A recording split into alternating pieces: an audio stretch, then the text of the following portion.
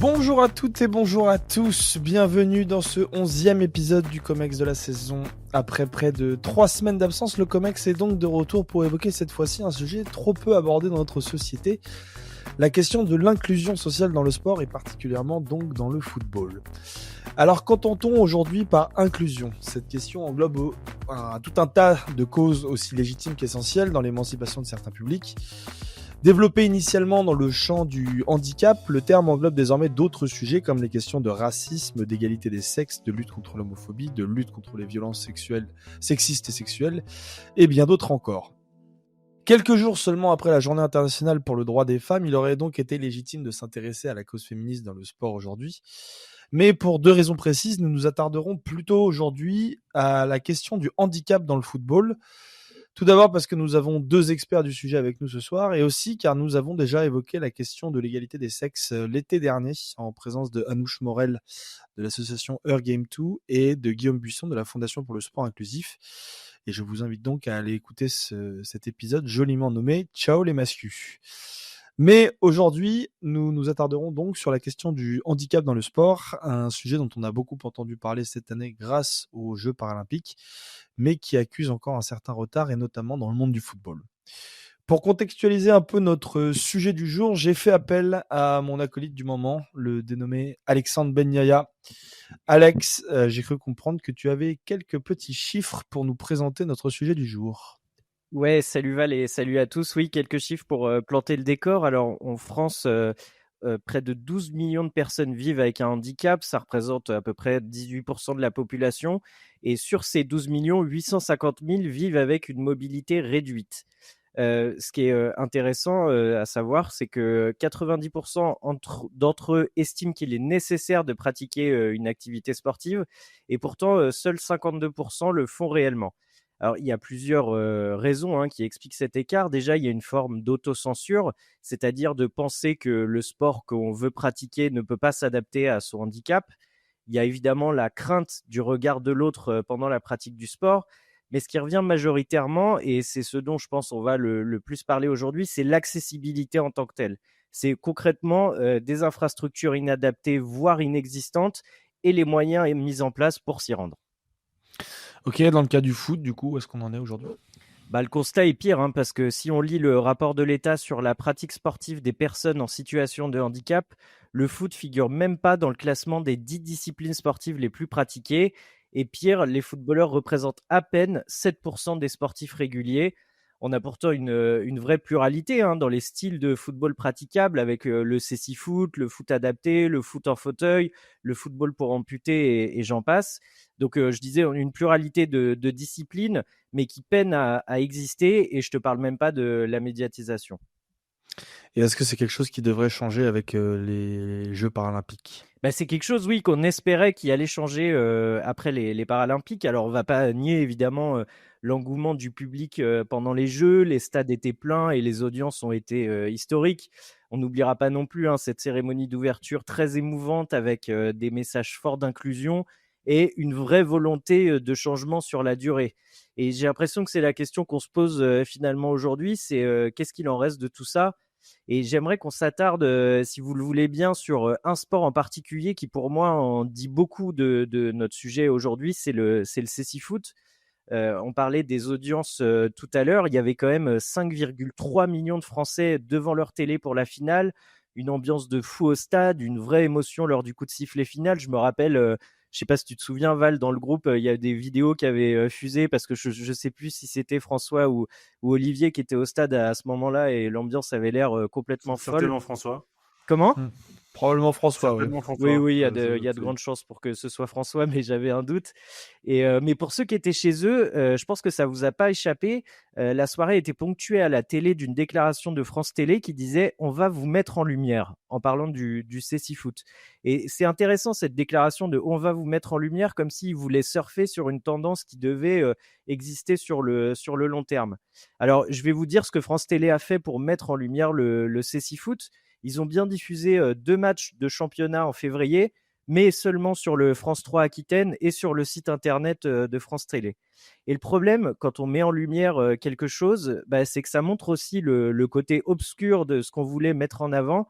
et donc en l'occurrence un sport sans moyens et qui compte seulement que 400 licenciés. Et qu'est-ce qui s'est passé concrètement avant la diffusion des matchs? Bah, vous vous rappelez tous de Frédéric Villeroux, hein, le héros de la finale contre l'Argentine. Bah, sachez qu'il a dû se démener pendant des semaines simplement pour trouver un terrain pour accueillir cette journée.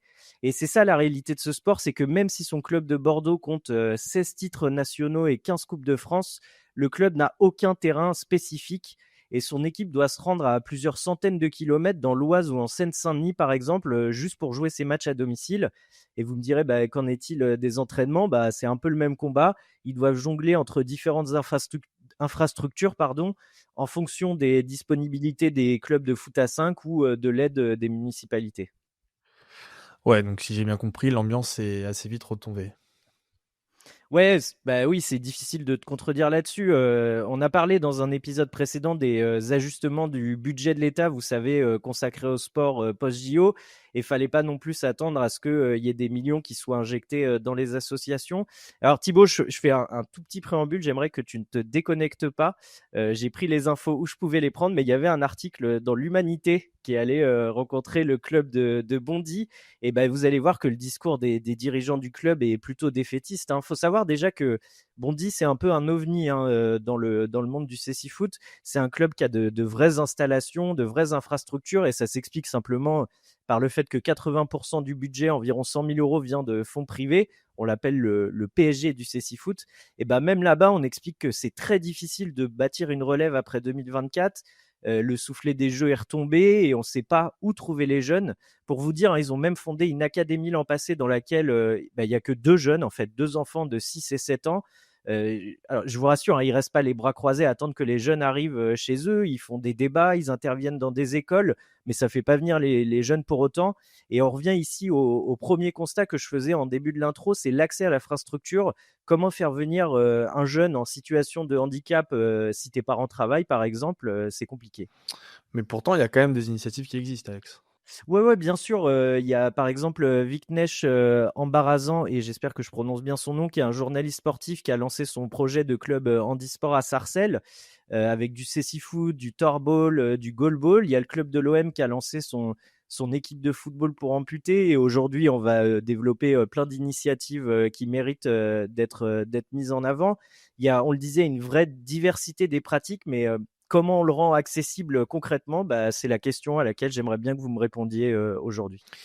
Merci beaucoup, Alex, pour cette première contextualisation. On a bien cerné un peu les enjeux qu'il y a autour de l'inclusion dans le football aujourd'hui. Avant de commencer cet épisode, j'ai quand même une bonne et une mauvaise nouvelle à vous annoncer. La mauvaise, c'est que pour parler d'inclusion, on a décidé de débattre entre blancs et hétérosexuels. Mais la bonne, c'est qu'on a quand même une certaine légitimité à le faire, car ce sont des sujets que certains de nos chroniqueurs maîtrisent particulièrement. Et oui, car vous ne le savez peut-être pas, mais la Suisse n'est pas uniquement réputée pour son excellente scène rap, mais aussi parce qu'elle nous a fourni Olivier Jarose. Comment vas-tu, Olivier? Ça va super bien, merci, merci à vous. Très bien. Bon, il y a une raison particulière au fait que je te présente comme un expert des questions d'inclusion, c'est parce que tu as fondé une association. Est-ce que tu veux nous en parler un petit peu? Alors, j'ai pas vraiment fondé l'association, même si je l'ai refondée, ça je te l'accorde. Alors, D'accord. en fait, c'est une association qui a été fondée il y a une quinzaine d'années, lorsque les supporters de l'AC Milan et de Liverpool n'ont pas pu entrer dans le stade lors de la finale de la Ligue des Champions. Et il s'est avéré que tous ces supporters étaient en situation de handicap. Alors, il y a eu plusieurs histoires assez malsaines, mais dans toute mauvaise nouvelle, il y a aussi une bonne nouvelle. C'est que effectivement, à l'époque, le président de l'UEFA, Michel Platini, avait reçu plusieurs courriers et de la part de l'association des supporters en situation de handicap anglaise, surtout évidemment les fans de Liverpool, toujours souvent eux. Et ils ont en fait rapporté ce problème et l'UEFA a pris bras-le-corps. Et moi, je rejoins l'association il y a 2 ans et on l'a renommée parce qu'autrefois, elle avait un acronyme assez presque soporifique, c'est-à-dire CAFE, qui correspondait au centre Access Football in Europe. Mais en rendant ça accessible, on a voulu changer aussi l'image. Je voulais quand même saluer aussi Alex parce que tu as bien mentionné un aspect important, c'est-à-dire la pratique en situation de handicap. Mais c'est vrai que nous, Accessible, on s'occupe surtout sur la présence et l'amélioration des supporters en situation de handicap, donc leur représentation, parce que c'est en fait un vrai avantage, entre guillemets, d'avoir une association, mais c'est surtout, on a eu beaucoup de discussions dans le COMEX sur les fans, avec différents types de fans, les ultras, les consommateurs, etc. Mais l'avantage des supporters en situation de handicap, c'est que le handicap les lie, et du coup, c'est potentiellement plus facile de faire avancer certaines discussions. Très bien, merci beaucoup Olivier pour cette petite présentation. Accessible, donc c'est le nom de ton association. Et évidemment, tu n'es pas tout seul pour nous accompagner dans cette émission. On a aussi 2 autres invités. Et lui aussi en connaît un rayon en termes de handicap, et pour cause, il est macroniste. Et oui, j'ai l'impression de faire des intros comme Guillaume Meurice désormais. Comment allez-vous, monsieur Jean-Baptiste Guégan?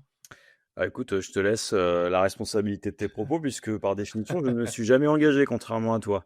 Et la première chose qu'on fait quand on est chroniqueur, c'est justement garder une certaine forme de neutralité. Sinon, le Qatar va bien, et toi, le petit monde associatif, ça fonctionne bien? Écoute, ça fonctionne pas mal. J'ai trouvé un nouveau boulot, c'est la raison pour laquelle JB me demande ça. Et enfin, lui, sa vie a basculé ces dernières semaines. Le Thibault Leplat que vous connaissez n'existe plus. Excite les bibliothèques et les bouquins de philo, place désormais au réel et aux stories Insta à la salle de sport. Ça, j'avoue que je l'avais pas vu venir, Thibault in shape 2. Ouais, Thibault. C'est que vous me connaissez mal finalement. C'est que il faut se renouveler tout le temps, sans arrêt, innover, créer. C'est bien, bravo à toi. Et enfin, on a un nouvel invité ce soir qui nous accompagne spécialement pour cette émission, et c'est aussi notre légitimité à nous, puisque on a Nathan qui est le fondateur de l'association Andy Tolosa qui est avec nous ce soir. Bienvenue dans le Comex, Nathan. Bonsoir, merci beaucoup pour l'invitation. Plaisir d'échanger avec vous. Voilà, Andy Tolosa en référence évidemment à la ville de Toulouse, puisque tu es supporter du TFC. D'ailleurs, ça s'entend un petit peu, je crois, à ton accent. Ah, tout à fait. Ouais. Donc voilà, un grand supporter du Toulouse Football Club depuis maintenant une vingtaine d'années, depuis que je suis tout petit en fait. Ok. Est-ce que tu veux nous raconter un peu l'association que tu as créée, en quoi elle consiste elle aussi? Donc j'ai créé donc l'association Andy Tolosa, donc au mois de janvier 2024. Donc c'est à l'issue en fait d'un constat qui était fait, que on était un peu livré à nous-mêmes en fait en venant au stade à Toulouse. On n'avait pas vraiment d'interlocuteur privilégié. Voilà, on était vraiment on échangeait entre nous, et on s'est dit pourquoi pas en fait créer un collectif pour s'appuyer, pouvoir devenir l'interlocuteur principal du Toulouse Football Club dans tout ce qui est lié aux thématiques d'accessibilité au stade. Et donc avec cinq copains en fait, on a créé le groupe, et on a pu participer à des groupes de travail sur l'accessibilité avec le Toulouse Football Club, donc par le biais de un responsable RSE, responsable billetterie aussi, on a pu travailler. Et de base en fait c'est la LFP qui était venu vers les clubs en disant voilà qu'il fallait développer le travail sur l'accessibilité au stade. Il y avait le FCMS qui travaillait plutôt bien et qui travaille toujours très bien, et qui était vraiment pris en exemple par les clubs. Et du coup la LFP est venue vers tous les clubs en disant voilà, il faudrait essayer de faire en sorte que l'accessibilité ce soit plus un débat, et que ce soit quelque chose qui puisse qu'on puisse faire avancer les choses. Voilà, j'ai proposé donc de créer l'association Andy Tolosa, et avec le club on a pu pour la première fois faire en sorte qu'un abonnement pour les personnes en situation de handicap puisse être créé pour les supporters. Donc on se dit que c'est quand même aberrant, mais aujourd'hui voilà, de faire 2024 on pouvait pas s'abonner si on était en situation de handicap.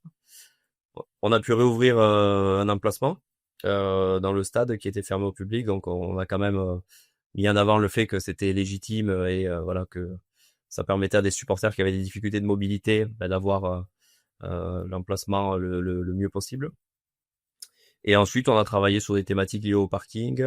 Donc ça, on a fait ça en 1 an, donc ça demande quand même beaucoup de...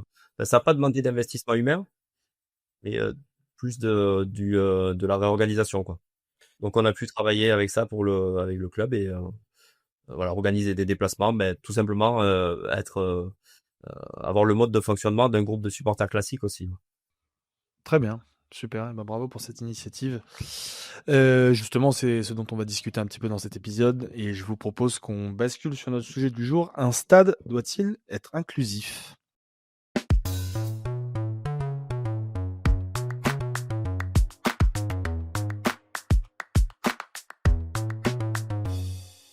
Et donc, pour entamer notre sujet du jour, je vais donner la parole à Olivier.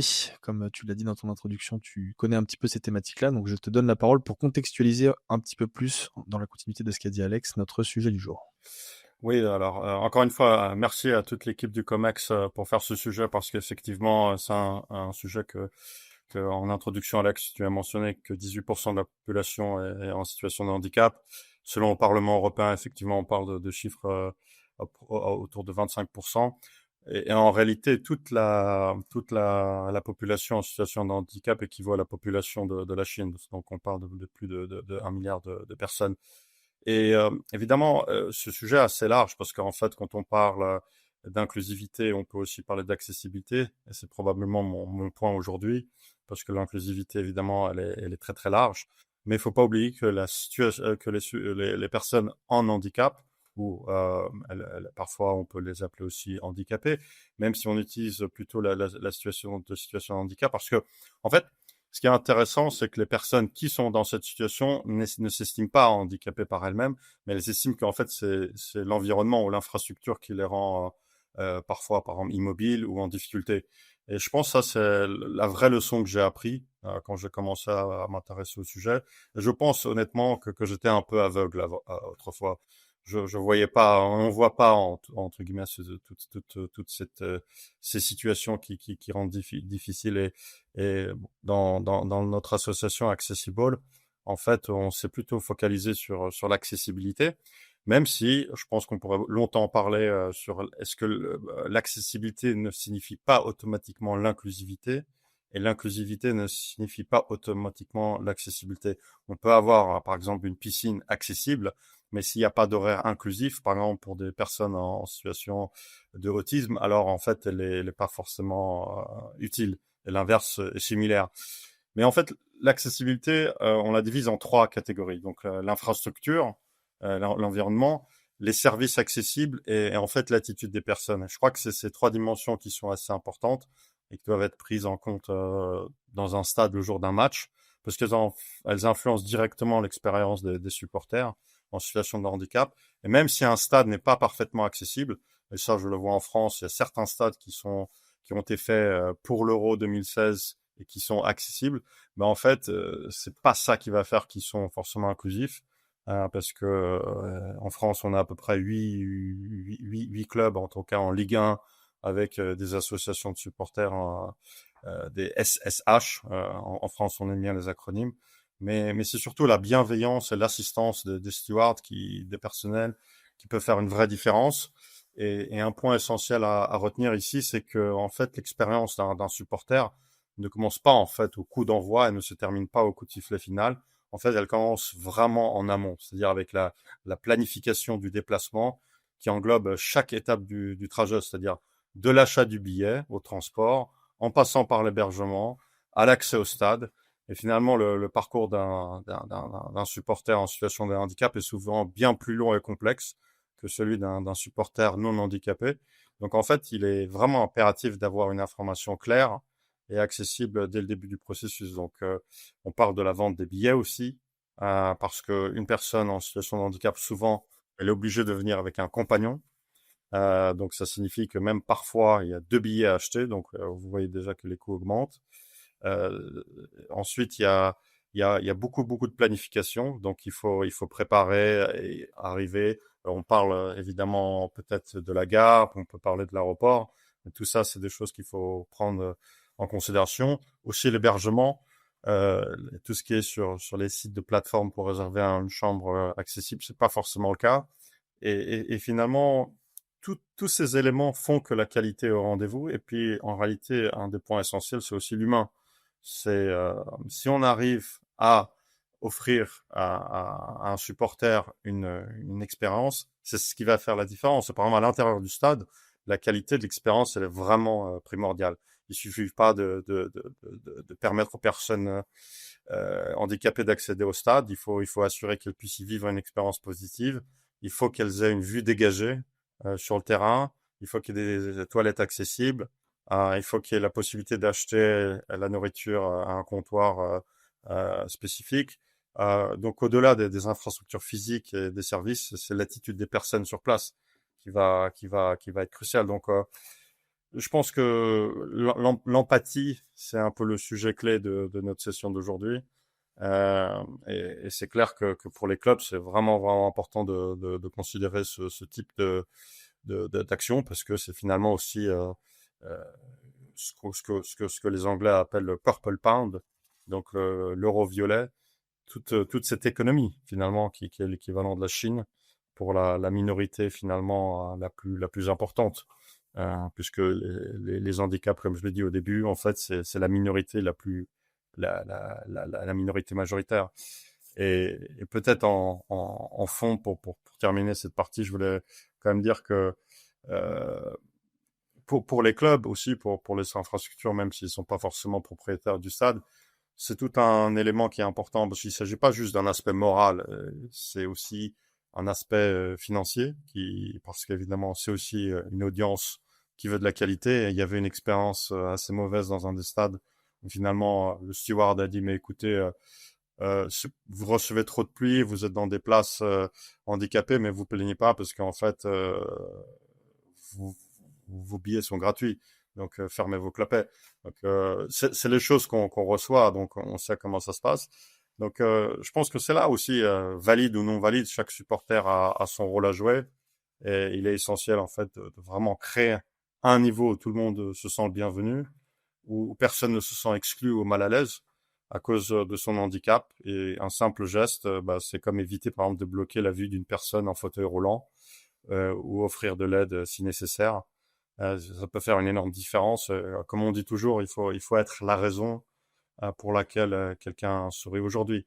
Et si tu me permets aussi, Valentin, un dernier mot, je pense que aussi une des erreurs qui a été faite entre guillemets par les organisations sportives, c'est qu'on a souvent malheureusement considéré que les personnes en situation de handicap sont réduites aux personnes en fauteuil roulant.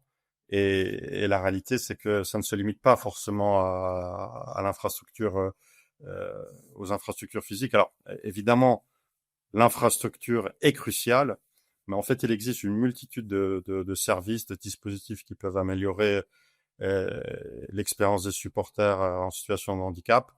Par exemple, une personne malvoyante ou aveugle n'aura pas forcément besoin de sièges accessibles, mais elle aura besoin d'un commentaire audio en direct pour suivre le match. Et les commentaires, c'est pas les trucs à la Sacomano, c'est la description de ce qui se passe sur le terrain. Donc il y a aussi des salles sensorielles pour les autismes, etc. Donc c'est très très large en fait comme spectre.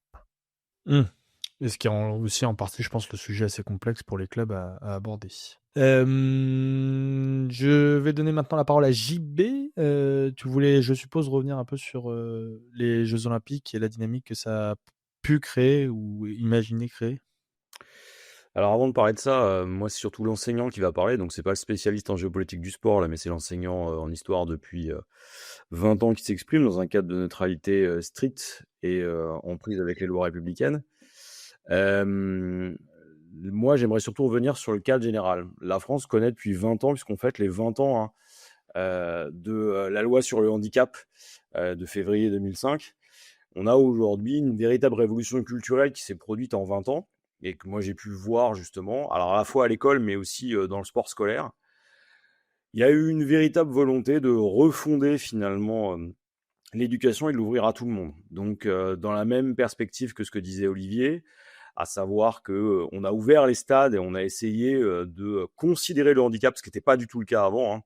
Aujourd'hui, des personnes en situation de handicap sont présentes à l'école de manière quasi systématique et il n'y a plus de possibilité d'éviction. Dans ma pratique professionnelle, moi, ça fait littéralement 18 ans que je suis en situation d'être en filière spécialisée avec des enfants en situation de handicap, et ça au quotidien. et pas forcément de handicap justement moteur comme tu le soulignais tout à l'heure. Et je vois aussi donc mes collègues en EPS pratiquer avec des élèves qui ont des difficultés, dyslexie, dyspraxie et toute autre forme de handicap. Donc on a du handicap mental, on a du handicap relativement large. Il nous arrivait de traiter aussi avec ce qu'on appelle la maison du handicap, la MDPH. Et on voit ici qu'en France, on a eu une approche qui, pour une fois, a pris en compte ce qui se passait à l'étranger et a essayé de définir le cadre, finalement, du handicap de manière la plus large possible. Cette loi sur l'égalité des droits et des chances, alors, évidemment, elle présente des limites, hein, puisque la première des limites, c'est les moyens. La deuxième, en dehors des moyens, c'est la question de la formation. La troisième, c'est la question de l'acceptation des personnels. Et puis des possibilités matérielles. Par exemple, nous, dans nos établissements, on a la chance d'avoir pu mettre en place systématiquement des ascenseurs, des rampes, systématiquement tout ce qui permettait justement pour les enfants en situation de handicap d'avoir accès aux salles. Pour ceux qui avaient des difficultés, et il m'est déjà arrivé de perdre des élèves au sens le plus dramatique du terme, justement, mais d'avoir vu les collègues les accompagner finalement jusqu'au bout, et notamment dans la pratique sportive avec des élèves qui avaient perdu quasi complètement la vue. Et donc, il y a eu une vraie volonté des institutions de s'adapter. Et donc, de la même manière qu'on va au stade et on est dans ces situations-là, il y a une vraie réflexion sur l'intégration scolaire, l'insertion aussi après l'école. Alors, encore une fois, hein, l'accessibilité, elle est perfectible et on est très très loin de ce qu'il faudrait faire. Et c'est là où justement il y a un parallèle à faire avec les jeux. C'est que la loi, elle a 20 ans, les jeux sont arrivés et on fait plus en l'espace de quelques semaines que cette loi qui avait 20 ans. En tout cas, ça a accompagné une dynamique qui, si on la regarde dans l'histoire, finalement montre une vraie rupture en France. Les Jeux paralympiques et le fait d'avoir pensé Jeux olympiques et paralympiques ensemble, et d'avoir parlé de révolution sportive, hein, les paroles sont pas de moi, hein, c'est Tony Estanguet, ça dit aussi quelque chose. Et on l'a vu. On a vu finalement une diversité de handicaps, de manière de regarder le handicap, d'acceptation du handicap. Et j'ai l'impression qu'au terme justement de cette séquence olympique, et quand on fait le bilan de la loi, la France a quand même sacrément progressé. Je me souviens, il y a 20 ans, de situations où on avait des collègues, et notamment des collègues qui pouvaient être des collègues de sport, hein, vous dire que la question, c'était pas la place de l'élève, qu'il avait qu'à rester sur le côté, et que bon, bah, c'était comme ça, et que moi, on les voyait, mieux c'était ça. C'est des réflexions qu'on pouvait entendre. Aujourd'hui, c'est impossible. C'est impossible parce que d'abord, les mentalités ont changé, parce que la loi a changé, parce qu'aujourd'hui, on a un vrai effort qui a été fait collectivement pour que ça bouge. Est-ce qu'on est arrivé à un exercice plein et entier pour tout le monde de ses droits et d'égalité sur le territoire national? Non. Il suffit de regarder le taux de chômage des personnes en situation de handicap, les difficultés qu'elles ont pour aller au stade, pour pratiquer du sport, c'est une évidence. Alex le rappelait, Olivier l'a très bien dit, et je pense que Nathan le fera aussi. Ce qu'on voit derrière, c'est que on est peut-être à l'amorce aussi d'une rupture qui continue finalement à se creuser, c'est-à-dire qu'on est en train de tourner la page finalement d'une France qui ne se préoccupait que de la majorité et qui considère aujourd'hui une partie non négligeable de sa population, hein, Olivier le disait, hein, c'est plus de 10% de la population nationale qui est concernée. Et dans ce type de cas, on a ouvert la perception du handicap, et aujourd'hui, notre société est en train de s'adapter. Alors, dans un cadre budgétaire contraint, tout ça, ça nous amène à une réflexion, et je pense que c'est celle que Thibaut va creuser, c'est finalement la question de l'acceptation et de l'acceptabilité du handicap, mais avec une définition qui n'a jamais été aussi élargie qu'aujourd'hui. Merci JB, c'était super intéressant de prendre ce prisme-là. Thibaut, toi justement, tu voulais parler d'un autre sujet qui est la question de l'exemplarité, c'est ça? Oui, alors je vais prolonger ce qu'a dit JB et effectivement parler de l'exemplarité avec une Parle bien question. dans ton micro, Thibaut. Mets-le bien en face de toi, pardon. Ouais, démarrer avec une question qui est une question un peu peut-être un peu simpliste, mais qui va permettre de poser le problème. Pourquoi quelque chose d'aussi évident, moralement, philosophiquement, socialement, n'a pas été fait avant 2005? Qu'est-ce qui fait qu'il a fallu attendre 2005 pour arriver à une telle évidence? Parce que on pourrait à première vue dire que effectivement dans un message presque là je pourrais presque évangélique, c'est-à-dire aider le plus faible, aider celui qui ne peut pas, quelque chose qui est omniprésent dans la culture chrétienne, si je puis dire, et même laïque, hein, je veux dire, avec dans le christianisme laïque. On vit dans une morale qui est une morale d'aider. C'est pas la loi du plus fort. Notre société, c'est d'aider le plus faible, c'est celui qui en a besoin.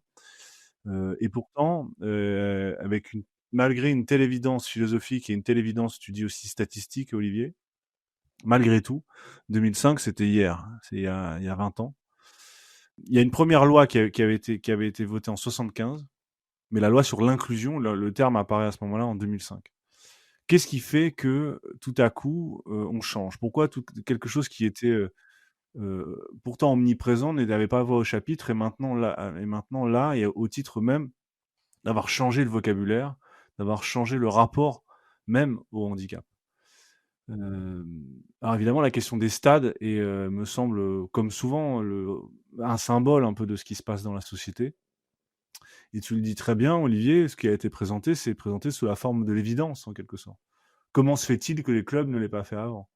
Comment se fait-il que les stades n'aient pas été aussi inclusifs? Et tu dis, il y a des situations comme ça qui semblent incongrues. On parque les personnes handicapées sous des gouttières, ou on leur demande pas leur avis et autres, etc. Et ça, il y avait une tradition dans les stades comme ça. Alors, il y a plusieurs explications. J'en retiendrai 3. La première, historique. Historiquement, le stade est absolument pas un lieu inclusif. Historiquement, le stade est un lieu exclusif. C'est-à-dire, c'est un lieu qui définit une limite, qui est la limite entre l'extérieur et l'intérieur. Un stade, vu de l'extérieur, c'est un grand mur. C'est pas du tout un lieu ouvert. Le stade, il est destiné à séparer les adeptes des profanes. Dans le stade, jusqu'à encore, mais je dirais même jusqu'aux années 70, voire même plus tard, les années 80-90, le stade n'a aucune exemplarité sociale. Il n'est en aucun cas miroir de la société, il n'a en aucun cas cette ambition, il est simplement une infrastructure publique destinée à un certain culte ou à une certaine manière de pratiquer un sport. Et en l'occurrence le football. Et donc à ce moment-là, à aucun moment en réalité, la problématique de l'inclusion, mais qu'elle soit pour les personnes handicapées, mais comme pour les femmes, comme pour tout type de minorité, la question minoritaire ne se pose pas. Parce que le football se pense originellement comme lui-même étant une minorité. C'est-à-dire un club, c'est ça, la définition d'un club, c'est quelque chose qui est fermé sur l'extérieur. Et donc, en quelque sorte, il le règne un peu des happy few. Vont au stade ceux qui peuvent. On n'emmène pas les enfants, on n'emmène pas les femmes, on n'emmène pas les personnes qui peuvent pas se déplacer. Parce qu'il faut pouvoir courir, parce que ce sont des lieux parfois dangereux, parce que c'est des lieux, souvenez-vous le parc dans les années 90, la question était même pas de savoir si c'était accessible aux personnes handicapées. La question était de savoir si on allait sortir vivant du stade ou si on allait pouvoir emmener un enfant. Alors il y avait déjà des tribunes pour les personnes en fauteuil, il y avait déjà quelque chose, mais qui avait pas du tout entouré de ce discours que nous a développé Olivier, de ces discours de l'évidence. Et ça, c'est assez nouveau en réalité. Pourquoi? Parce que ça, c'est à mon avis la deuxième grande évolution, qui est l'évolution sémantique, qui me semble être symptomatique en réalité de notre conception du rapport à l'autre et du rapport à la norme. Parce que tout le problème de l'inclusion, c'est que l'inclusion, elle se définit face au normal, face à ce qui n'est pas, face à ce qui est normal et ce qui ne l'est pas. Je renvoie à la définition de Charles Gardon, je crois. J'ai mal noté le nom, mais je crois que c'est ça. C'est l'anthropologue qui a un peu à l'initiative de ce terme. Une société inclusive, c'est une société sans privilèges, exclusivité et exclusion. C'est-à-dire que c'est une société sans normes, en réalité. C'est-à-dire sans comportement attendu. L'inclusion, donc, se distingue de l'intégration. Parce que l'inclusion, c'est un stade encore après l'intégration, où l'intégration supposait encore une norme de référence. L'inclusion, c'est l'idée qu'il n'y a plus de norme de différence et que la différence elle-même n'existe pas en réalité. Et c'est une certaine manière de supprimer la différence en supprimant la manière de l'aborder. Et très concrètement, qu'est-ce que ça veut dire? Ça veut dire qu'au lieu, jusque dans les années 90, on fera une émission peut-être là-dessus, mais il faudra expliquer pourquoi à ce moment-là, pourquoi ça bascule, le rapport Taylor, la reconstruction des stades, etc. Fait que à ce moment-là, ce qu'on appelait les handicapés deviennent des personnes en situation de handicap. Ça veut dire que sémantiquement, philosophiquement, le sens change. C'est-à-dire ce qui était une distinction fondée sur une inégalité naturelle ou accidentelle, enfin qui est liée à quelque chose qu'on ne peut pas, qu'on ne maîtrise pas, est transformé à un problème d'accessibilité. C'est-à-dire que le problème dans les années 90, c'était qu'on ne pouvait pas aller dans un certain stade, dans un certain état, toutes les personnes qui étaient fragiles. Je veux dire, c'est pas propre aux personnes handicapées. Donc c'était une société exclusive, c'est-à-dire qu'on séparait. Maintenant, la société inclusive, c'est de dire la différence n'existe plus, et donc le handicap n'est plus un problème médical ou un problème pathologique ou un problème clinique, c'est un problème social. C'est exactement ce que vient de dire Olivier, c'est-à-dire que la société doit se mettre au service en réalité de ces différences-là. Et donc ce qui n'existait pas, ce qu'on ne voyait pas, tu l'as dit très bien Olivier, on le voit maintenant. Et donc ce qui semble assez symptomatique dans la sémantique utilisée, c'est une personne en situation de handicap, cet grand euphémisme qu'on utilise à chaque fois pour désigner ce qu'on ne veut pas dire, c'est-à-dire la personne faible, la personne qui est en état qu'il faut aider, évidemment, devient un problème social, c'est-à-dire le problème n'est pas en réalité la personne, ça devient la société. Je ne fais que décrire, ce n'est pas un jugement, je décris l'évolution sémantique. Ça veut dire que désormais, c'est la situation qui est en cause et plus la personne.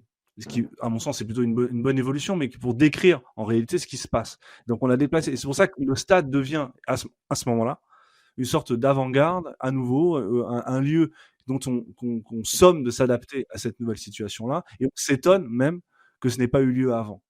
Et donc, ce qu'on voit maintenant, et la question que moi je voudrais poser, c'est donc pourquoi l'intitulé est posé de la manière suivante. Est-ce qu'un stade doit-il être inclusif, qui est peut-être même un peu polémique, d'où ça vient qu'un stade doit être inclusif, dans la mesure où c'est un stade originellement, historiquement, est un lieu plutôt dangereux en réalité, pas du tout un lieu accessible. Non, je pense que le football est devenu une immense fabrique à images, une énorme fabrication d'images de l'époque. Et donc, ce qu'on met en forme dans les stades maintenant, c'est cette nouvelle évolution liée à la disparition du handicap, non pas évidemment médicalement, mais la disparition sociale du handicap. N'ayant pu le modifier médicalement, on le modifie socialement. Alors, après, on peut discuter sur ce que se passe après, ce qui se passe dans les classes JB, ce qui se passe... mon épouse est éducatrice spécialisée, donc c'est notre quotidien, en fait, cette question-là. Mais pour dire que ça pose énormément de problèmes, notamment dans la catégorisation du type de handicap. Le handicap moteur, tout le monde voit ce que c'est. Quand il s'agit d'handicaps mentaux, type autisme, etc., le spectre est beaucoup plus large et c'est très compliqué d'arriver à adapter la société à des cas qui ne sont que des singularités, en réalité. Donc moi, ma question, c'est est-ce qu'un stade doit être inclusif ? Évidemment, oui, il le doit d'un point de vue juridique, il doit l'être d'un point de vue moral, mais d'un point de vue pratique, c'est très difficile de le rendre inclusif. C'est pour ça peut-être le terme d'Olivier est peut-être mieux choisi. Il est accessible, c'est-à-dire qu'il est accessible à certains publics.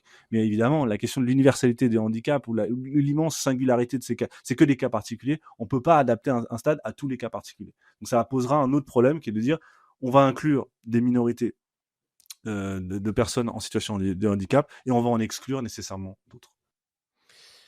Très bien, merci beaucoup Thibaut pour cette intervention. Avant de donner la parole à Nathan, je vous propose qu'on garde notre petite chronique habituelle pour prendre une petite respiration et ensuite on te donne la parole, Nathan.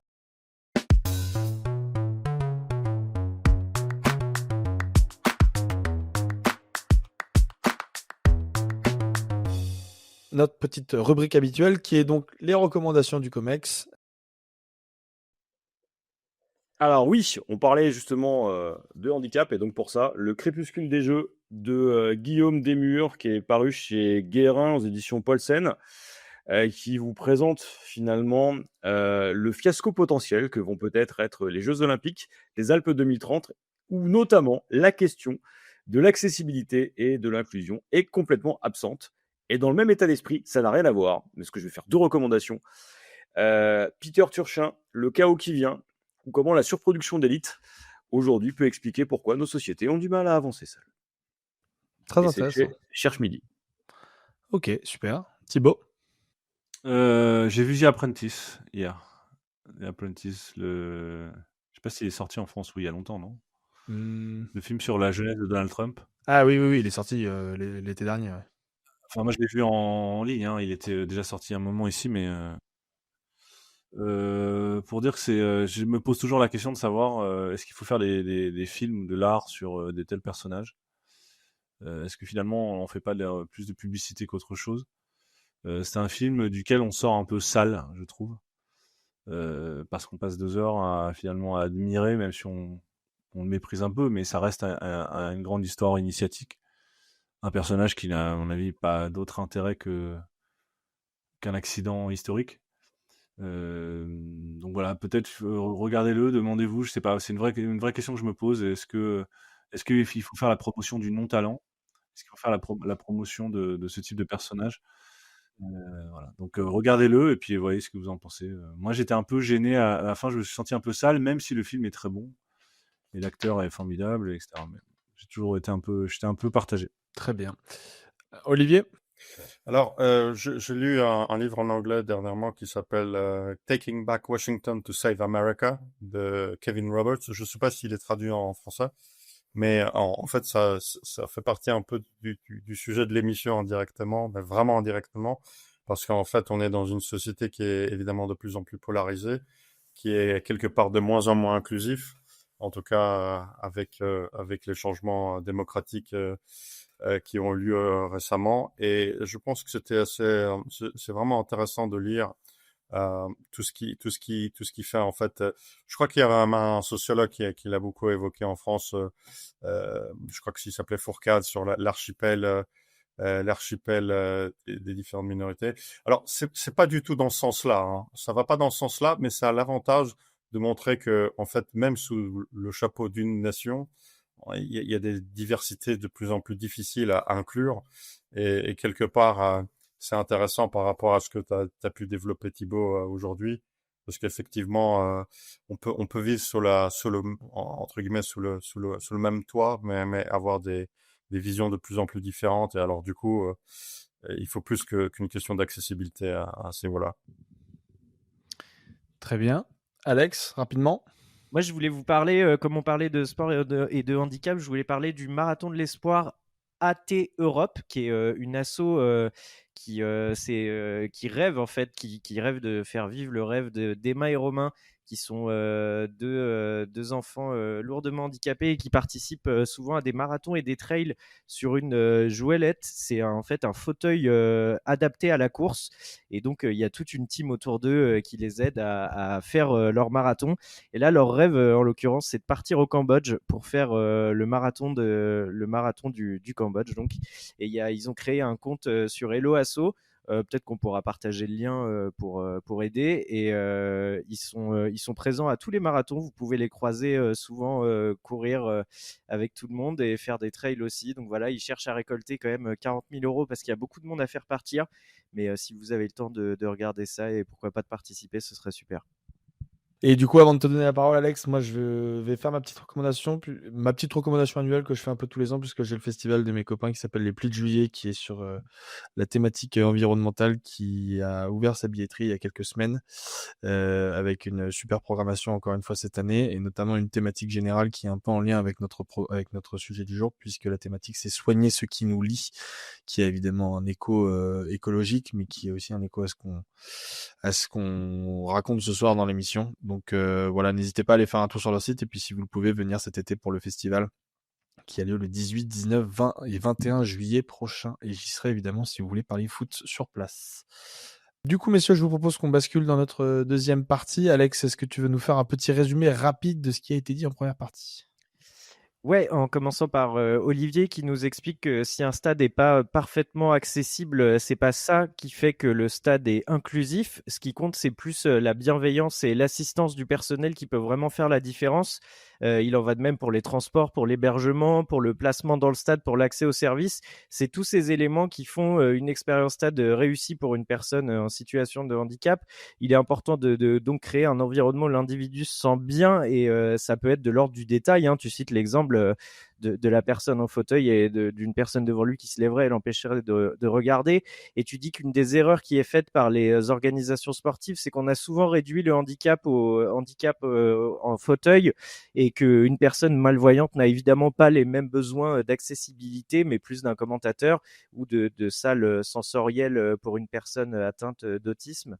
JB, quant à toi, tu t'es revenu sur la loi sur le handicap qui fête ses 20 ans cette année, et t'expliques qu'il y a eu, donc c'est quelque quelque chose que tu as vécu de l'intérieur, toi, en tant qu'enseignant, et tu as vu en fait une volonté de refonder l'éducation et de l'offrir à tout le monde, qu'on a essayé de définir le cadre du handicap de la manière la plus large possible, avec du personnel qualifié et du matériel adapté, et que tu dis que même si l'accessibilité est perfectible, l'arrivée des Jeux paralympiques, elle a fait plus en quelques semaines qu'une loi qui a 20 ans. On a vu une diversité de handicaps, une manière de regarder qui change. Et quand on fait le bilan, tu estimes que la France a progressé. On tourne la page d'une France qui ne s'occupait que de sa majorité et on ouvre le champ de perception du handicap. Et ça pose donc la question de l'acceptation. Thibaut, toi, tu commences ta partie en posant une question. Pourquoi quelque chose d'aussi évident n'a pas été fait avant 2005 ? T'expliques qu'historiquement, le stade est un lieu exclusif. Il définit une limite entre l'extérieur et l'intérieur. Il sépare les adeptes des profanes. Et tu dis que jusqu'aux années 80, le stade, contrairement à maintenant, il n'avait pas cette exemplarité sociale. Enfin, pardon, il ne témoignait pas c'était pas un reflet de la société, pardon. Il était juste une infrastructure destinée à un culte. Donc la question minoritaire ne se pose pas. Vont au stade ceux qui peuvent. Tu prends l'exemple évidemment du PSG dans les années 90. Et pour toi, la grande révolution, elle est sémantique. C'est le rapport à l'autre et à la norme qui change. Une société inclusive, c'est une société sans normes, et en cela, elle se distingue d'une société d'intégration. L'inclusion, elle vient donc après l'intégration parce qu'il n'y a plus de normes de différence. Sémantiquement, donc concrètement, l'handicapé devient une personne en situation de handicap. Le handicap n'est plus un problème médical, c'est un problème social. C'est la société qui est en cause et plus la personne. Et tu conclus en posant la question, est-ce qu'un stade doit être inclusif ? D'un point de vue pratique, c'est très difficile, et au mieux, tu dis qu'il peut être accessible.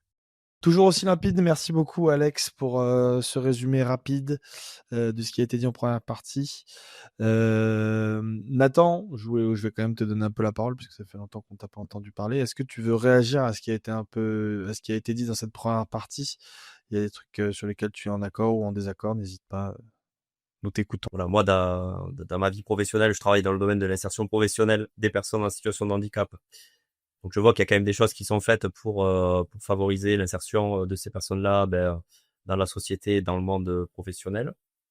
Après, il y a des choses de dire que les JO ont transformé peut-être la manière de voir les choses. Moi, personnellement, je l'ai vécu de l'intérieur. Je suis allé voir les JO à Paris. C'était plus, j'ai l'impression que c'est moi qui participais à des épreuves tellement, en fait, c'était compliqué. Je parle rien qu'en termes d'accessibilité de la ville, hein, en termes de transport pour une capitale européenne. Je trouve que c'est quand même aberrant qu'un métro soit pas adapté ou voilà. Donc ça c'est je pense que le chemin est encore très long, même si je pense qu'il y a une prise de conscience et qu'il y a une intégration de la personne en situation de handicap dans la société qui est quand même différente. Je pense qu'il y a 20 ans, on n'avait peut-être pas le même regard et la même approche. Ce que je trouve dommage, c'est qu'on voit pas suffisamment des personnes en situation de handicap. Donc moi, je vais en venir après, mais avec moi j'ai créé voilà, à l'échelle du foot et à l'échelle locale, voilà, de créer un collectif et de se faire voir aussi, ça permet de faire avancer les choses. C'est vrai que les personnes en situation de handicap en général sont je dis pas qu'elles se cachent, mais elles se mettent pas suffisamment en avant. Moi, je trouve que dans un gouvernement, c'est vrai qu'on n'a jamais vu une personne en situation de handicap, alors que ça pourrait permettre aussi Il y avait Wolfgang Schäuble qui était quand même le numéro 2 du gouvernement allemand, ministre des Finances, qui était handicapé. Il y a eu un ministre espagnol qui a été... Oui, tout à fait. Non, je parlais en France, c'est vrai. Oui, j'ai bien compris que c'était en France. J'ai bien compris que la France était en retard. Ce que je veux dire, c'est qu'il y a eu des figures quand même dans la politique majeure de premier plan qui étaient des personnes en situation de handicap et qui n'étaient pas au gouvernement en tant que personne en situation de handicap. Wolfgang Schäuble, il était absolument pas là pour des questions de minorité. Il était là pour purement de questions de personnalité politique, quoi. Enfin, effectivement, sur la France, tu as raison. Oui. Peut-être qu'en France, on manque de figures de premier plan qui soient aussi de personnes en situation de handicap, peut-être. Voilà. Mais avant tout, oui, de parler, bien entendu, de personnes compétentes, parce que si c'est pour remplir des quotas et des cases, c'est vrai que je suis pas forcément très fan à l'idée aussi, mais voilà, c'était un peu mon... Oui, il y avait eu Damien Abad il y a quelques mois, mais qui n'avait pas fait une excellente cause. Ouais, ça s'est pas bien fini, d'ailleurs. Ouais. Non, bah non, en même temps. Bah, moi, ce que je vois, c'est que sur place, ça, dans le temps, ça a sacrément bougé quand même. Alors après, j'entends les difficultés de Nathan. Maintenant, moi, j'ai fait les championnats du monde l'année précédant les Jeux à Paris, à Charletti, c'était une galère. Et le retour que moi j'ai eu de gens qui étaient à la fois dans les tribunes et les athlètes, c'est que Paris avait quand même fait énormément d'efforts. Alors c'est jamais gagné, c'est jamais réussi, ça manque toujours de moyens. Paris est une ville plusieurs fois centenaire et on peut pas tout raser, le métro étant une catastrophe pour tout le monde. Personne en situation de handicap. Mais quand on regarde les Ouais, infrastructures... pour les poussettes, hein, tout simplement, même pour les poussettes, quand t'as Ouais, des mais je enfants, pensais à c'est ça, l'horreur. c'est ce que j'allais dire, Thibaut, hein. Pour les personnes Ah, pardon. à mobilité réduite, qu'elles soient âgées ou qu'elles soient au contraire jeunes avec des enfants. On est sur une ville qui est hostile. Bon. Maintenant, ce qu'on voit en France, c'est qu'il n'y a plus la possibilité, par exemple, sur les infrastructures neuves, de construire sans y penser. Et moi, j'ai la chance, par exemple, d'être dans un immeuble qui est aux normes les plus strictes. Alors, le gouvernement est revenu sur ces normes parce qu'à un moment donné, c'était trop compliqué. Alors, est-ce qu'il fallait le faire ou pas? Ça, c'est une autre question. Mais en attendant, moi, par exemple, dans mon immeuble, j'ai 2 personnes qui ont participé au jeu et j'en ai 2 autres qui sont en situation de handicap moteur lourd. Et ce que je vois, c'est que quand ils ont vu finalement l'endroit où ils étaient, ils disaient, bah, c'est simple, à Paris, il n'y a pas ça. Et on a même des choses, on a des amis allemands qui sont venus, qui ont sacrément, qui font envie. Alors après, oui, s'il faudrait des milliards d'euros, et probablement qu'on les mettra pas.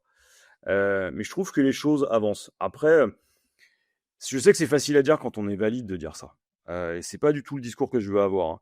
Ce que je veux dire aussi, c'est qu'on a un travers très français qui consiste à dire que le pire est là et qu'on n'est jamais capable de faire des choses. Moi, ce que je vois, c'est que Nathan, avec son association, par exemple, il est en train de faire changer les choses. Mais dans notre pays, ça prend du temps. Ça ne va jamais assez vite. Mais ce que je vois, c'est toute cette dynamique. On n'aurait jamais fait cette émission-là il y a 5 ans. On n'aurait jamais fait cette émission-là il y a 10 ans. Et sur le regard, moi, le nombre de personnes qui, après les Jeux paralympiques, et moi le premier, hein, puisque moi j'ai écrit dessus, ont vu leur perception changer. Et c'est la perception des valides qui a changé. J'aime pas le terme de valide, enfin je sais pas quel terme vous utilisez ou quel terme il faut employer. Mais je trouve qu'on est sur quelque chose qui bouge. Et en l'occurrence, on reviendra pas en arrière. C'est pas encore gagné, mais je pense que c'est important aussi de le remettre dans le contexte. Avant Chirac, c'était un enfer. Voilà. Tu parles toujours du handicap, hein, parce qu'après, c'était aussi un enfer. Hein. Alors, je rappelle que Jacques Chirac a fait un AVC. Non, mais c'est intéressant, Valentin, ce que tu dis. Jacques Chirac a fait un AVC et ça a été une des problématiques aussi dans son environnement. Il avait des personnes en situation de handicap autour de lui et dans son entourage très, très proche. Ça n'a pas été le seul, un des présidents, hein. Je renvoie, par exemple, au général de Gaulle et je renvoie à d'autres. Sa fille qui le tenait caché, d'ailleurs. Hein. Exactement. Voilà. Donc, il y a une conscientisation en France qui prend du temps, dans un pays qui est très conservateur, vieillissant, mais les choses changent. Alors après, oui, pas encore l'Allemagne, les Pays-Bas ou des pays anglo-saxons qui mettent énormément d'argent sur ça. Bon, voilà, c'est tout. C'était juste cette petite nuance-là. Et encore une fois, moi j'aimerais surtout que Nathan il nous parle de ce qu'il fait au quotidien avec son asso. Moi, c'est ça qui m'intéresse. Alors, par rapport à l'asso, comme je disais tout à l'heure, voilà, nous, on l'a créé pour devenir un peu le point focal de toutes les personnes en situation de handicap qui voudraient venir voir un match au stadium. On aimerait vraiment être ce point de repère-là. Comme je l'ai dit, en fait, les premiers rapports qu'on a eu avec le club, c'est qu'on a été invité à participer à un groupe de travail sur l'accessibilité. Et il y a plein de choses auxquelles ils n'avaient pas pensé. En fait, c'est pas forcément que c'est pas du bon sens, mais c'est juste qu'ils sont pas confrontés en fait à la situation et s'appuyer sur le témoignage de personnes qui connaissent et qui ont vécu certaines galères. Après, on n'a pas dit que tout allait mal parce qu'à Toulouse, on était quand même plutôt bien lotis, mais on a mis en avant qu'il y avait des axes d'amélioration qui étaient sur lesquels on pouvait travailler. D'où le fait qu'avec depuis un an, on a quand même fait un bond de géant. Comme je disais, on a pu faire en sorte que tous les supporters en situation de handicap puissent s'abonner au stade, réouvrir un autre emplacement, travailler sur la localisation de parking adapté. Donc on nous en avait fourni un autre, donc on avait dit que c'était pas forcément très pratique en termes de voirie ou en termes Donc avec le club, on a travaillé, on a réussi à trouver un compromis. Tu sais pourquoi le club s'est engagé comme ça? C'est à cause de leur charte RSE, responsabilité sociale et C'est environnementale? 2023, ça. C'est Mais 2023. c'est par rapport comme je disais, que la LFP était venue vers les clubs pour justement faire en sorte que qu'un travail de fond soit opéré par chaque club sur la thématique de l'accessibilité. Et donc ça a été, moi c'est la responsable RSE du TFC qui est rentrée en contact avec moi directement pour me proposer ce groupe de C'est travail. devenu Et donc voilà, les RSE et- est devenu un des critères d'obtention de la licence club. Avec ouais, 2023, il y a maintenant des points RSE dans l'évaluation de. Alors c'est pas non plus le truc principal, mais ça devient quelque chose d'important et c'est devenu vertueux en fait. Maintenant les clubs veulent devenir vertueux. C'est pareil, on a changé de paradigme quoi. Ce qui est curieux et ce qu'on constate là, parce qu'on fait cette émission au moment où le ministère de l'Intérieur prévoit la dissolution de groupes ultra, ou que pour les coups va exclure d'autres groupes. Donc finalement la notion d'inclusivité elle-même, c'est un mot valise. On a bien compris que c'est un concept qui désignait un peu tout et n'importe quoi, parce qu'il est un concept indéfini par excellence, qui se définit par le fait qu'il n'est pas défini justement, qu'il n'y ait pas de norme. Donc il y a un grand flou qui fait que là on parle d'accessibilité, c'est-à-dire de solutions architecturales, urbanistiques à un problème médical. Parfois c'est des solutions sociales, et donc c'est un des sujets dont on ne parle pas vraiment, parce que c'est pas clairement le cœur pour la question des stades, c'est vraiment plus un problème architectural. Mais déjà, on est très focalisé sur un certain type de handicap, le handicap moteur, le visible en réalité. Moi, ma question, c'est de savoir si tous les handicaps qui sont convoqués dans les stades sont compatibles entre eux. Est-ce qu'on peut mettre, voilà, la question, c'est qu'il y a certains qui peuvent pas.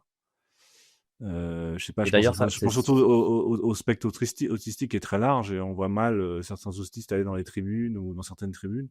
Est-ce qu'ils sont compatibles entre eux? ouais, c'est d'ailleurs un point sur lequel je voulais qu'on parle parce que le club a mis en place, bon, pour les types de handicap sensoriels, donc système d'audio description. Il y a une application en fait où les personnes en fait elles arrivent au stade, elles se connectent sur l'application, elles ont l'audio description pendant tout le match. Il y a un système également de bénévoles qui aide à accueillir les personnes en situation de handicap pour les accompagner du parking jusqu'au parvis, jusqu'à leur place. Et là, avec le TFC, ben justement, nous, on l'avait noté dans les axes d'amélioration pour accueillir. On voulait pas en fait parce que pour le moment, on accueille quand même beaucoup de supporters en situation de handicap moteur qui se déplacent en fauteuil roulant.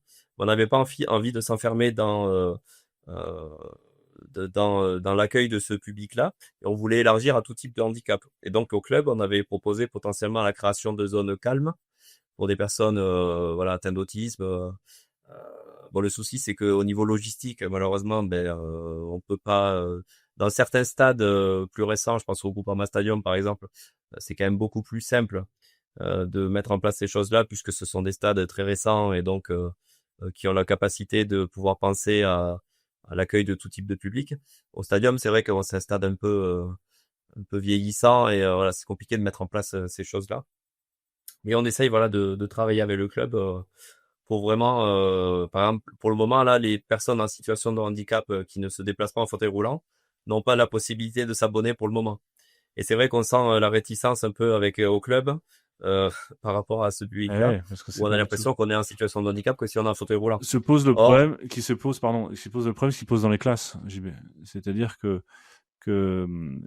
par exemple, il faut bien comprendre que la notion d'inclusivité est allée en même temps en parallèle avec la réduction des effectifs, la réduction des moyens.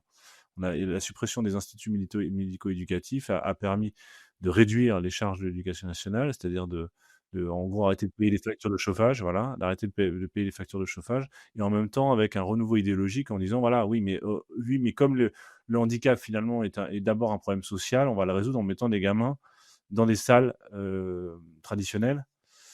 Et le problème que ça pose, c'est que je disais qu'il y a certains handicaps qui ne sont pas compatibles entre eux, mais il y a certains handicaps qui se rendent impossibles, par exemple l'apprentissage.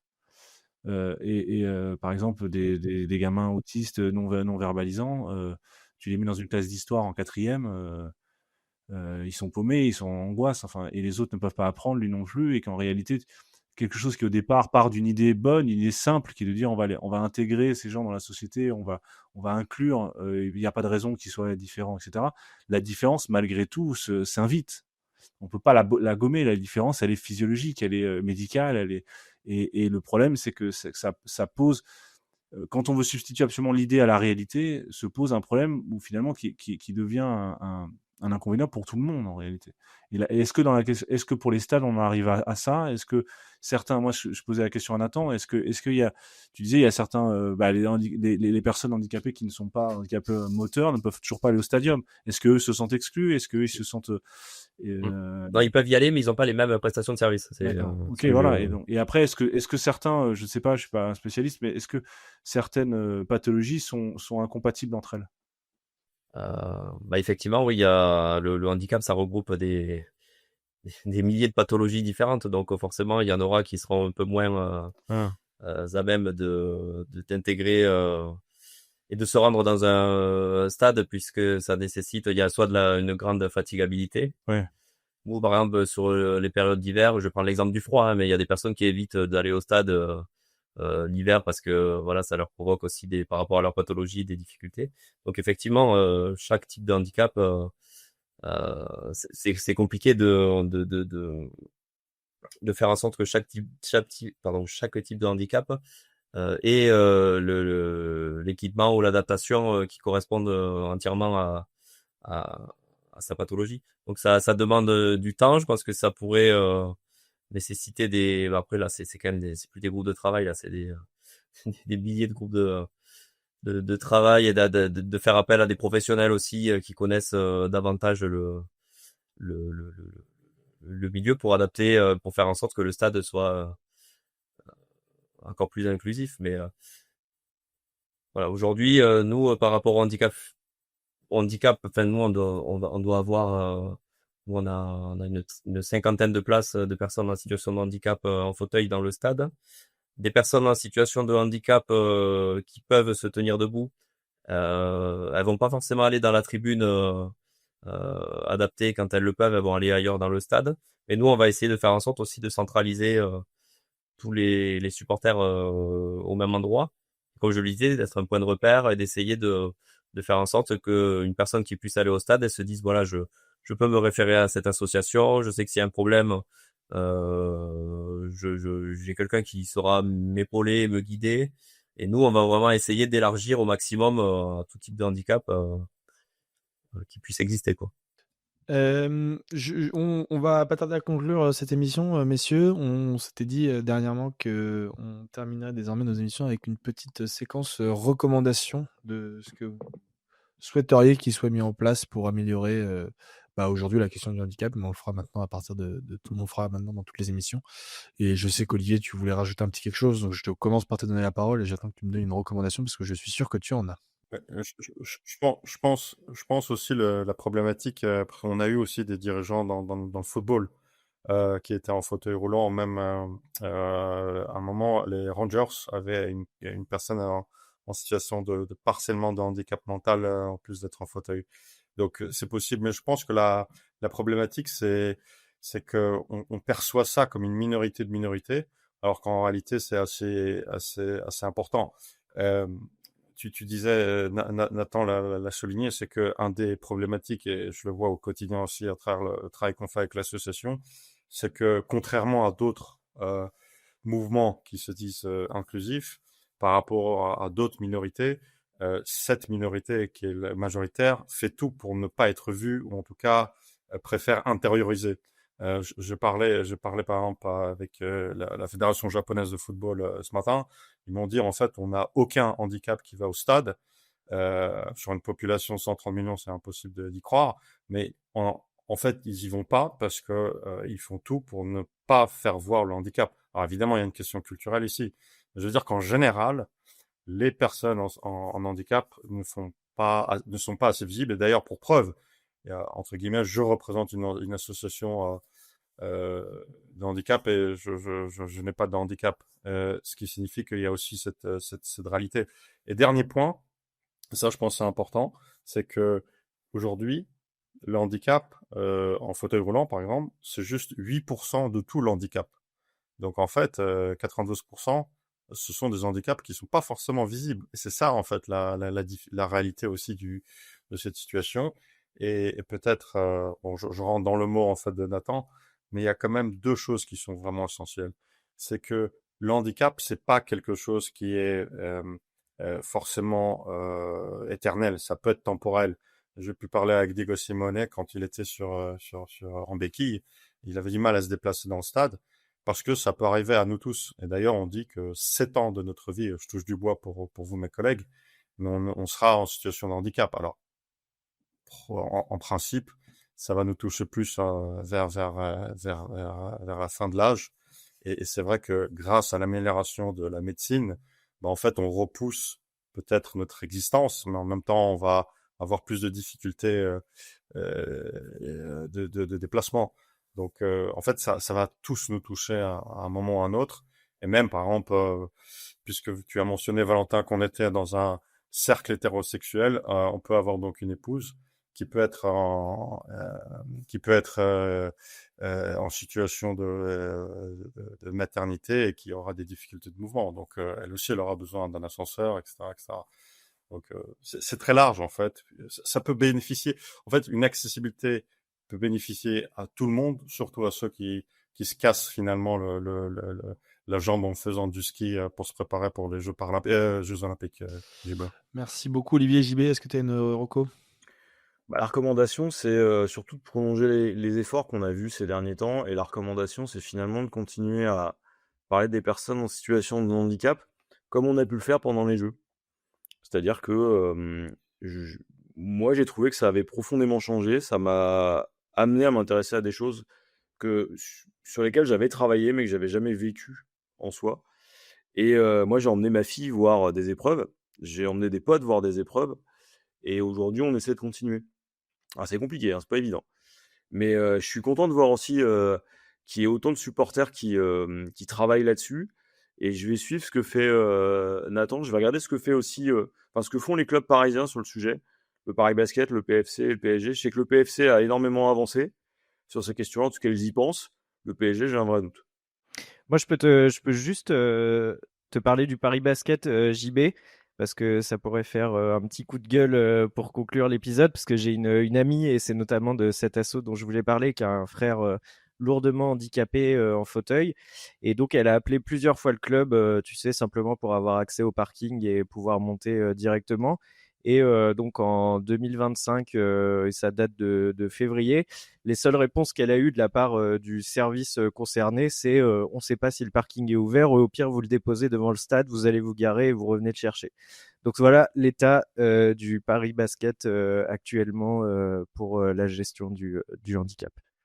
On va en toucher deux mots à Flo, qui est en contact direct avec le club. Thibaut, tu avais une reco? Oui, peut-être essayer alors, c'est difficile parce qu'en même temps c'est omniprésent, de désidéologiser et démoraliser le sujet. C'est-à-dire en faire un sujet, évidemment, la question morale est omniprésente, mais à partir du moment où on vit en état de droit, bon, voilà, on est tous d'accord là-dessus.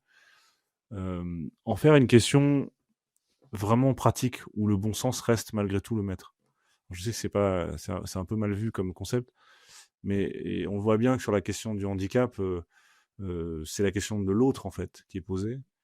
Et l'autre, on peut pas le prendre avec des grandes catégories, des grandes idées métaphysiques. L'autre, il est singulier et il faut le prendre dans sa singularité. Voilà, point. Maintenant, tu t'adaptes. Il y a parfois tu peux pas. Certains stades peuvent le faire, d'autres moins. Et pas en faire immédiatement tirer des conclusions morales en fait sur l'être de tel ou tel club ou telle personne. Et je pense que un des travers, et c'est un peu tout le débat sur l'inclusion de manière générale, c'est-à-dire ça reste des questions des minorités sont des questions sensibles, mais qui doivent être prises de manière si je puis dire, le plus possible à ras de pelouse, quoi. Et que c'est de manière pratique qu'on arrivera à résoudre, comme vous dites, faire avancer les choses. À mon avis, elles n'avancent que si elles sont faites de manière pratique. Si elles sont faites à grands coups d'idéologie, à mon avis, j'entends par idéologie la moraline et l'idée de mettre tout le monde un peu dans le même sac et de monter sur ses grands chevaux.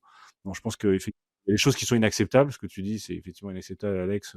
Tu fais bien de le dire, mais pas inacceptable, même pas au sens de la morale, au sens purement de n'importe quelle personne, en fait. N'importe quelle personne, même est confrontée à ce type de situation, et l'autre est important, quoi. L'autre doit pas être un problème. Voilà, donc c'est moi, à mon avis, si j'avais une recommandation, c'est essayons de prêter attention sans que la question de la morale intervienne, purement parce que l'autre est en tant que tel. Très bien, et on va C'est une clôturer cette recommandation émission. philosophique, donc c'est un peu abstrait, hein, j'en ai conscience. Ouais, oui. On va quand même clôturer cette émission en donnant la parole à Nathan, qui est quand même le premier concerné par le sujet. Est-ce que tu as une recommandation? Alors pour la recommandation, je dirais que c'est important qu'il y ait des collectifs qui se montent aussi. Je vais prêcher pour ma paroisse, mais par rapport à l'accessibilité dans les stades, moi j'encourage. Nous on s'était regroupé à la ligue avec les autres assos de supporters. Et l'objectif, en fait, c'est de faire une charte commune, d'avancer ensemble et de proposer des choses de manière concrète. Et puis, on a vu dans l'histoire, plus on est nombreux, plus on arrive aussi à faire bouger les choses. Donc, j'en disais tout à l'heure, il faut que la minorité invisible se montre visible, parce qu'il y a plein d'idées aussi chez les personnes en situation de handicap. Et je pense que c'est important pour pouvoir faire avancer les choses, quoi. Ok, génial. Et ben, bravo. Et puis, est-ce que la question, c'est pas le vrai problème, est-ce que c'est pas que vous êtes surtout supporter du TFC? Parce que ça, il y en a pas beaucoup en vrai en France. Ah, c'est vrai, là. On n'est pas nombreux, mais on est là. Ouais, c'est vrai que Bon, en tout cas, merci beaucoup. j'aurais pu choisir le rugby, c'était plus facile, mais j'aime bien. Bah oui, en plus, c'est ça. T'avais quand même des idées, quoi. Question, est-ce que justement le rugby fait plus que le foot ou fait la même chose? Ah non, pas du tout. Enfin, encore moins. Ok, C'est d'accord. Enfin, encore moins. Au TFC, on est plutôt le rugby est un peu coincé dans son c'est un peu géré un peu à l'ancienne, et c'est le stade est encore plus vieillissant que le stadium, qui est plutôt un stade fonctionnel, et c'est vrai que c'est très très compliqué au rugby. D'accord. Voilà. Ok. Très bien. Bah, merci beaucoup en tout cas, Nathan, d'être venu dans l'émission. On espère que ça C'est aura pas invitation. permis de faire avancer ces sujets-là qui sont évidemment hyper importants, et j'ai trouvé que c'était une super initiative de faire une émission sur ce sujet-là. Merci Olivier d'avoir proposé cette thématique. Voilà, n'hésitez pas, amis auditeurs, à vous abonner, à liker, à poser des petits pouces. Si vous avez la possibilité à me faire des dons sur notre cagnotte Hello Asso, tous ces liens sont disponibles sur notre site internet et dans la bio de nos réseaux sociaux. Donc je vous invite à aller les visiter. Si vous pouvez partager au maximum cette émission, c'est ce qu'il y a de mieux aussi pour nous faire connaître. Messieurs, merci pour ce nouvel épisode, et si vous avez des questions, amis auditeurs, n'hésitez pas à nous les poser, soit sur Instagram, soit sur Twitter, et on fera en sorte que les chroniqueurs répondent à vos questions. Merci à tous et très bonne soirée. Ciao.